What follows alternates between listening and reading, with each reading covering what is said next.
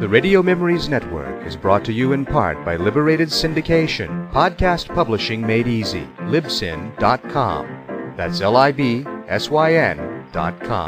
Welcome to Sci-Fi. From its earliest time, radio has always been interested in science fiction. Characters leap into your living room as we go on an adventure into time and space. We now go back to the early days of science fiction on the radio and our imaginations with our featured sci-fi presentation. Host, Planet Earth, a serial in 6 parts by Anne Howell and Colin Cooper.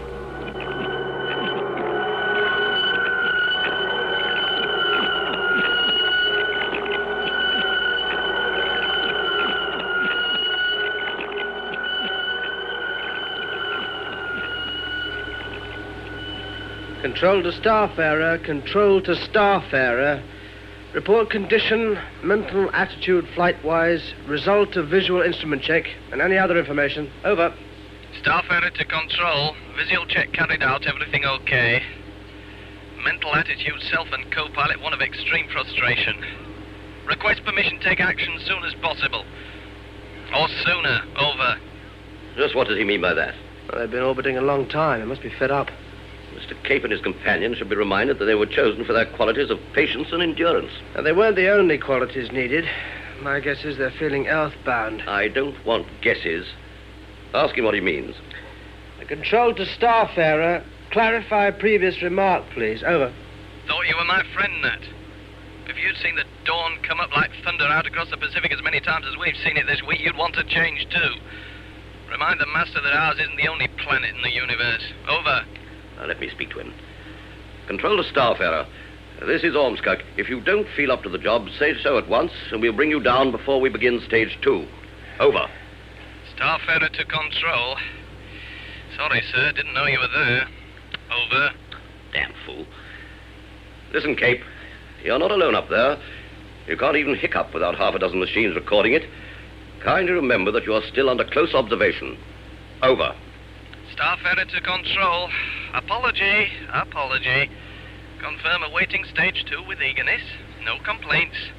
Both fit as fiddles and straining at the leash. Hope it's going to be soon. Over. Fit as fiddles. Cape's language isn't exactly scientific. Well, it doesn't have to be. The instruments are telling us all we need to know. You could give them a quick word of encouragement, Chief. They would appreciate it. Yes, of course. Control to Starfarer. You're both doing splendidly. My hopes and the best wishes of everyone here go with you. Over. Starfarer to control. Thanks, Chief. That means a lot. Good night from us till 0200 hours. Over and out. Control to Starfarer. Good night to you. Good morning to us. Over and out. Good. Well, now, let's have a look at that medical. Yes, here we are.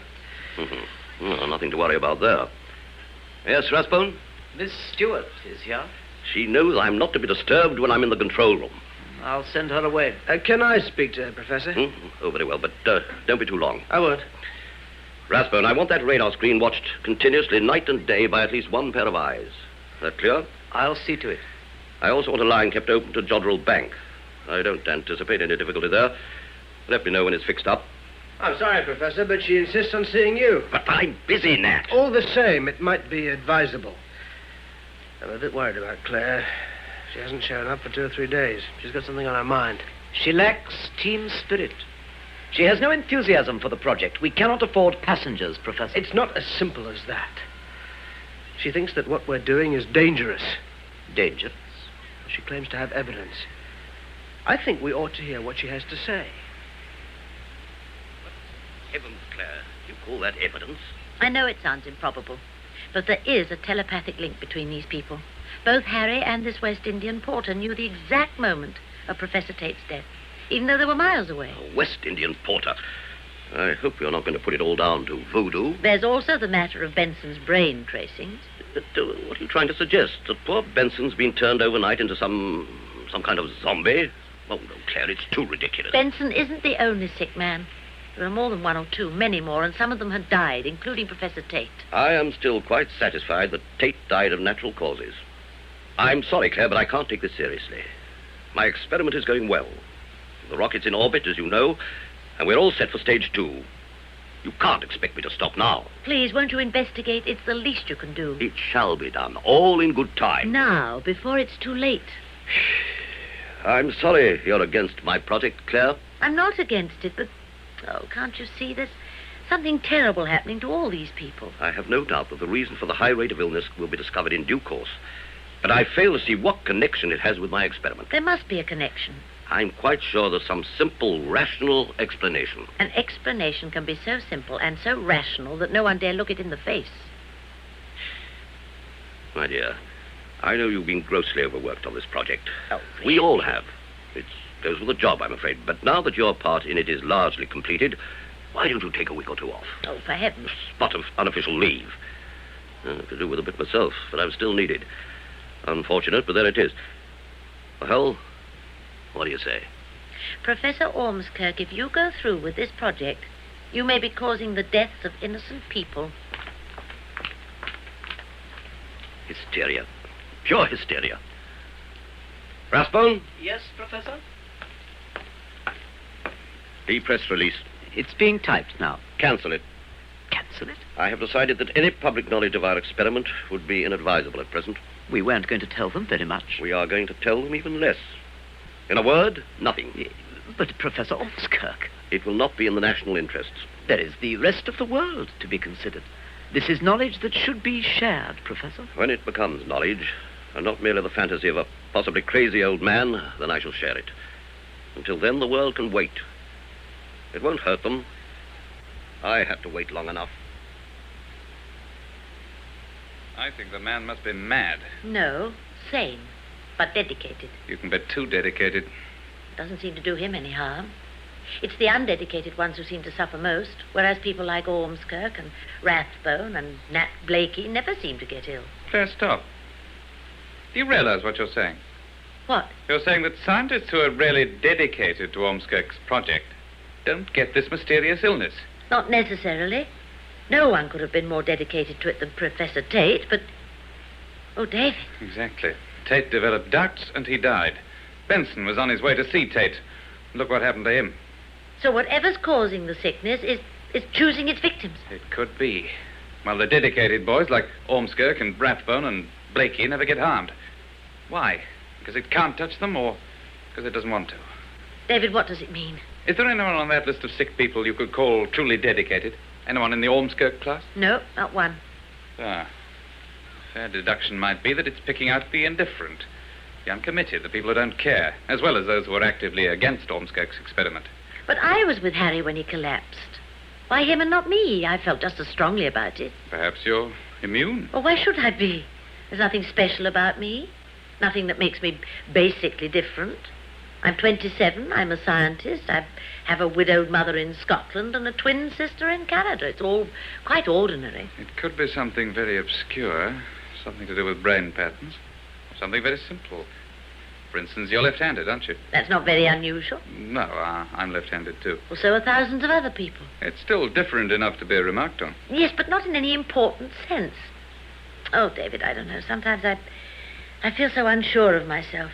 It's not easy to hold on to your beliefs when you feel that everyone else... Not quite everyone. Without you, I don't know what I would have done. You'd have managed. You're that kind of person. You don't know me very well. I thought I did. We haven't had time, have we? We could make the time. Could we? I don't see why not. I'll remind you. You won't have to. Promise me one thing, David. If anything happens to me, you won't blame me. Happens to you. Well, if I become like Harry Benson, dehumanized, a human body driven by an alien mind. Would it be your fault? I don't know. That's what worries me. I promise. Thanks. Listen, Claire, I don't know who or what has done this to Harry Benson, but I'll tell you this. No one's going to brainwash me if I can help it. Nor me. Right, we'll make a pact. No brainwashing under any circumstances. Yet, our theory is right. We're obvious targets. We've made a few discoveries between us, haven't we? This telepathy business, the accident rate. Strange that more people haven't spotted it, but there it is. The only thing the inhabitants of Suffolk seem to have noticed is the noise from the testing range. It must be air-splitting. I'd be up in arms if I lived there. Oh, they were. They sent a deputation in protest. Who did? A little village called Stratton near Stowmarket. Considering the size of the place, it was quite a big deputation. You know, banners, placards, the lot. The rector led the way together with the schoolmaster. What happened? They registered their protest, then went home quietly. Was the noise reduced? No, quite the reverse, if anything. Did they demonstrate again? No? I would have. Well, they didn't. You know what I'm thinking? You're thinking we ought to go to Stratton to find out why the villagers were so easily satisfied. Satisfied or brainwashed? Yes, let's go there.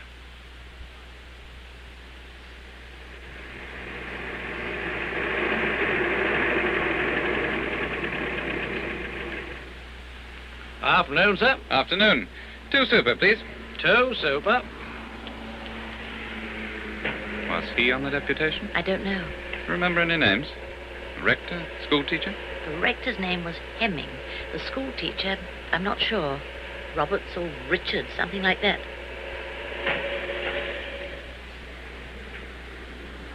Check the oil for you, sir? No, thanks. Are you Mr. Banks himself? That's right, sir. Joseph Banks, proprietor. Been here 20 years. Business must be pretty good on this road. Oh, mustn't complain. There's more traffic about these days, but of course there's more competition too. So it works both ways. But I hold my own, and that's good enough for me. The rockets don't bother you. The rockets? Oh, you're pretty close to the testing range. Must be noisy sometimes. Oh, yes, that's pretty noisy now and again, but, well, that's no bother. Done a bit of good round here, them rockets. What good have they done? More trade, employment. That's a good thing, I reckon. So you didn't have anything to do with the deputation? What deputation? The deputation that complained about the rockets. When would that be now, sir? About 6 months ago. I don't remember it. It was a big deputation. Practically the whole village took part. It was led by the rector. Maybe you got the wrong village. This isn't the only place round here. The deputation came from Stratton, and that's Stratton down the road. Oh, I reckon you got hold of the wrong end of the stick. Well, weren't us. We got nothing against the rockets. Like I said before, that's a good thing for all of us. I'd like to make a phone call, please. You can't. Sorry, miss, that's out of order. Can I try? It is rather important. Well, that's no good if it's out of order. Been waiting for the post office engineer to call. Can't do a thing till he come. Hey, hold hard. Where are you going? I think you'd better check the oil after all. What? The oil. Please check it. She never ought to have done that. You should have stopped her. I said that was out of order, didn't I? Why didn't you stop her? Are you going to check my oil?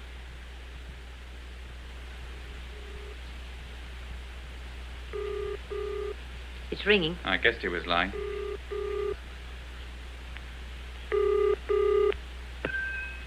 Hello? Mrs. Hemming. Yes? Could I speak to the rector? It's about the deputation he led. You know, about the rockets. Who are you? I'm a scientist. There's something I think we ought to discuss. You mean... Oh, I'm so glad. We've been so worried. You've no idea of the strain we've both been going through. Will you hold on? I'll get him for you. Get you away from that phone. We have news for you, Mr. Banks. Your phone is in perfect working order. You heard what I said. Put that down or I'll... You'll what? That ain't allowed. No one's allowed to use the phone. And that sign outside, you may telephone from here. What does that mean? I'm warning you, mister. And I'm warning you. Come any closer and there'll be trouble. Now get out. We want to finish our call. Good. Hello? Yes? I can't understand it.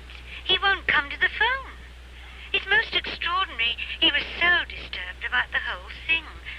Are you speaking from the site? No, we're at Banks' garage. Oh, that's not far. Could you come over? I'm sure my husband will see you if you come. No one could have been more concerned than he was over this frightening business. Tell her we're on our way. We'll come right away, Mrs. Hemming. Oh, thank you so much. You'll see the church about a mile down the hill on the right. The rectory's next door. Please come as quickly as you can. I'm so anxious. Goodbye. Goodbye. Come on. We must hurry. Oh, thank goodness, thank goodness. Thomas! They're coming, Thomas. The scientists. They'll be here in a few minutes. At last, Thomas. At last. Thomas? Oh, Thomas. Thomas. Oh, no. No. I must control myself. There's nothing to be afraid of. Resist. Sit down. Here. Bible. They'll be here soon. Oh, hurry. Please, hurry. Open it. Force yourself. Now, read. And the first angel sounded, and there followed hail and fire mingled with blood, and they were cast upon the earth, and the third part of trees was burnt up, and all green grass was oh, Thomas! And the fifth angel sounded, and I saw a star fall from heaven unto the earth, and to him was given the key of the bottomless pit. Oh, rot! All that is not true. It is not true at all. It is not true. Not true, not true. Untrue. Mrs. Hemming, we came as quickly as we could. Well, there was no hurry. But your husband? My husband? May we come in, Mrs. Hemming? Well, of course, but I don't quite understand. You said that you might be able to persuade your husband to speak to us. I said that. You can't have forgotten. A long time ago. A long, long time ago. No, just a few minutes, Mrs. Hemming. Where is your husband? Why do you keep referring to my husband? Because we've got to speak to him. It's very urgent. Please tell him, Mrs. Hemming. Tell him that we're here. My husband isn't at home. But you said... I said nothing. You have been listening to the stupid village gossip. You see, I'm afraid my husband has left me. Left you? Several weeks ago. Well, naturally, I don't like to talk about it if I can avoid it. But you seem determined to drag the painful details of my private life into the glare of daylight. So you're living alone here in the rectory? The church commissioners have been very understanding. I wish I could say the same for other elements. Well, I expect you'd like a cup of tea. Do sit down. Make yourselves at home. I'm looking forward to a nice little chat. Have you seen the church yet? I must take you round. We have some of the finest carved bench ends in the whole country. They're really exquisite. I'll put the kettle on. We're too late, aren't we? Whatever it is, it works damn quickly. She's a different woman. It's uncanny. Do you think it was because we were on our way to see her? And the rector himself? I don't know. I've got a feeling he's around somewhere, in spite of his wife's tale of marital woe. This door. I wonder what's in here. Keep away from that door. I'm sorry, but I think I ought to go in. I order you to keep away. David! She's got a knife! Oh, you're hurting my arm. Claire, go on in. I'll hold her. You're wasting your time. He knows nothing. Go away and leave us in peace. David! What is it, Claire? The rector. He's dead. He's hanged himself. This is your doing. He was a good man. If you hadn't come here, Claire, we've got to find that schoolmaster. He's our last chance. But are we going to get a doctor or something? Too late, Claire. He's dead. No one can help him now. No one. Come on. We've got no time to waste.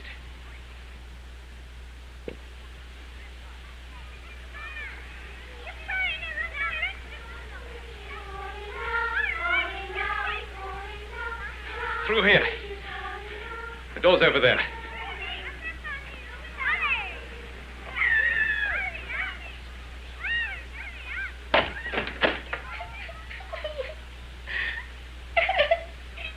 Oh, my God, this classroom's in a mess. Hello. What's your name? Rosemary Manning. Where's your teacher? I don't know.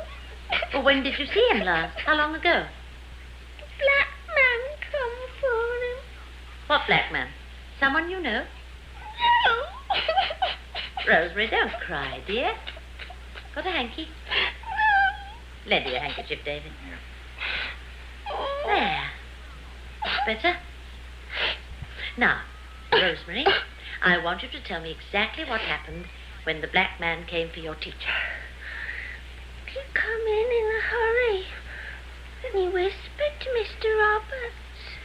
And Mr. Roberts looked very angry, more angry than he looked when he get his sums wrong. Then he went out. Who went out? Mr. Roberts or the man who came to see him? They both went out. How long ago? About 10 hours. She must me in 10 minutes. Was it before you had dinner or after? After. Soon after? We were doing some. Ask her what the visitor said. Rosemary, the man who came to see Mr. Roberts, did you hear what he said? He was whispering. Yes, I know, but sometimes you can hear what people say when they whisper. I think it was a secret. Mr. Roberts is a great friend of mine, Rosemary. I'm sure he's not going to mind if you tell us his secret. He said something about the rockets. What exactly? What did he say about the rockets? I told you he was whispering. And what did Mr. Roberts say? He said they'd gone too far this time, then they ran away. They ran. Which way did they go? Over there. Where the rockets are? Yes. Thank you, Rosemary. You've been very helpful. Here, buy yourself a lolly. Mr. Roberts say they're bad for your teeth. I don't think Mr. Roberts will mind just this once. We can't leave her, David. But we can't. Look, sweetheart, can you find your own way home? Of course I can. Well, you pop off home as quickly as you can. Tell your mummy that Mr. Roberts went away and Mr. Holland said you could go home. All right? What do you think they'll try to do? They'll never get in, will they? Well, if they did, they wouldn't get far before the armed guards caught up with them. We didn't do so badly. Well, you have me to help you. Did you notice that little girl? Rosemary. She took my handkerchief with her left hand. And she hadn't been affected. Mm-hmm. We'd better start walking. Let's hope we can catch them up.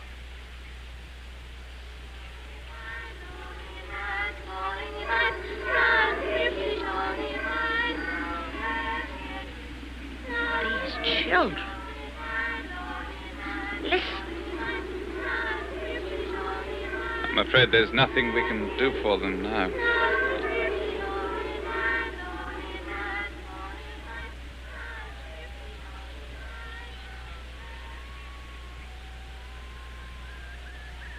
Where does this road lead?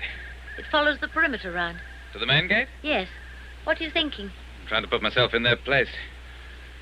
They know something's wrong, but exactly how much do they know? What did this colored man tell Roberts that made them both rush out in such a hurry? Well, he must have told him about Ormskirk's latest experiment. Could it be someone from the base? Well, the only West Indian on the base was that sick porter. Can't be him. All we know for certain is that two men, one of whom was Mr. Roberts, decided that something had to be done and set off in this direction. What did they hope to do? David, look. Over there. What?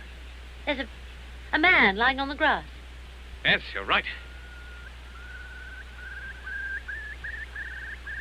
It must be him. A school teacher? Yes.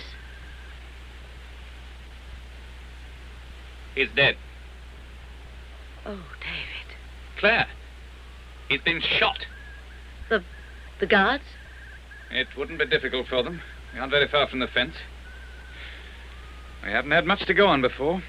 A possible heart failure, seeming mental breakdown, and apparent suicide.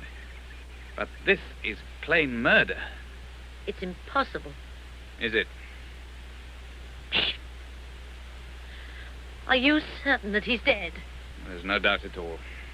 But there are marks coming up on his body.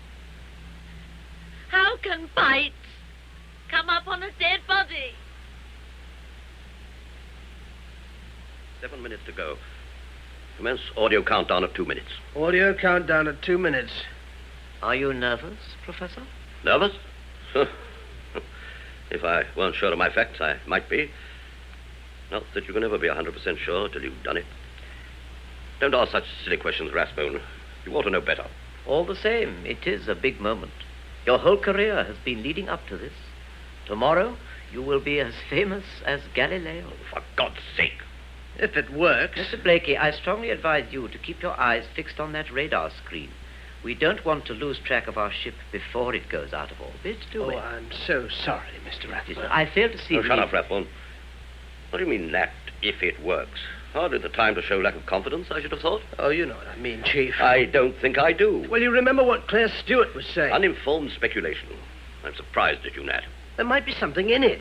That brain tracing they got from poor Harry Benson, for instance. Oh, what about it? Now, you've kind of forgotten. They said it didn't conform to any human pattern. Whatever Harry Benson was, he was a fine physicist. I'd give a job to the Loch Ness Monster if it had the necessary qualifications. She said you'd been sent another tracing. One of our porters. Oh, really, Nat, this is going too far. As it happens, I remember this particular case perfectly. Nervous breakdown, wasn't it, Rathbone? Yes, Professor.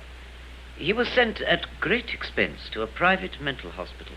The physician in charge thought we'd be interested in what appeared to him to be an unusual brain tracing. And were we? It went to our own medical department. They confirmed that it was consistent with the facts of his illness as we knew them. There you are, Nat. Not much to worry about there. Really, the notion that we're all being exposed to some frightful unknown danger is too absurd for words. The whole idea is ludicrous. I could put it even more strongly. Yes. Well, thank you, Chief. You do know I'm on your side, don't you, whatever happens? But, Mr. Blakey, what do you think is going to happen? Don't you think the experiment is going to succeed? Yes, I think it will. But what happens afterwards? What do you mean, afterwards? What will be the consequences? The immediate consequences will be recognition at last for Professor Ormskirk. I am sure they will give him a knighthood, at least. For heaven's sake, man. Do you think I care for that sort of thing? A grateful world will shower honors upon you, whether you like it or not. I don't want that damn gratitude. I only want it to work. The benefits to mankind will be enormous. Interstellar spaceflight made practical at last. To be able to reach a remote planet, not in years, but in weeks, days, possibly hours. Isn't that something to stir the imagination? Turn on the audio countdown, Nat. It won't have begun yet. Never mind. Turn it on. 3 minutes and 30 seconds. 3 minutes and 25 seconds. Stand by, please. I'd better speak to the boys. Wish them luck. Professor. Mm-hmm. It's not too late to bring them down. Nat, I will hear no more of that. I see no reason to discontinue this experiment. Now, let me talk to the pilots. 3 minutes now. 3 minutes. Stand by, please.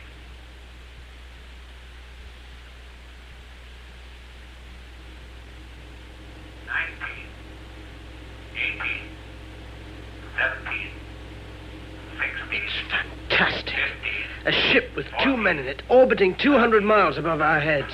A tiny blob on a radar screen, and in a few minutes... All right, Nat.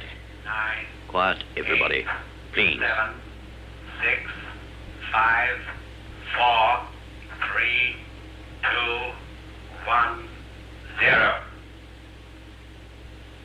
It's gone. My God, it's gone. One moment it was on the screen, and then it just vanished. It vanished, I tell you. Let me be the first to congratulate you, Professor. Huh? Oh, thank you. The experiment is a wonderful success. Yes, I'm very pleased. But we mustn't be premature. The ship has gone out of orbit into the chute. When it returns, then we can call the experiment a success. You mean when it returns safely? We have done all we could. Every possible factor has been taken into account. Every known factor, but what about the unknown? As scientists, we can only deal with the facts as we know them. We should not worry about the unknown, Mr. Blakey. Shouldn't we? Then what should we worry about? Host Planet Earth was written by Anne Howell and Colin Cooper and produced by Nestor Payne. Electronic sound and music was created by the BBC Radiophonic Workshop.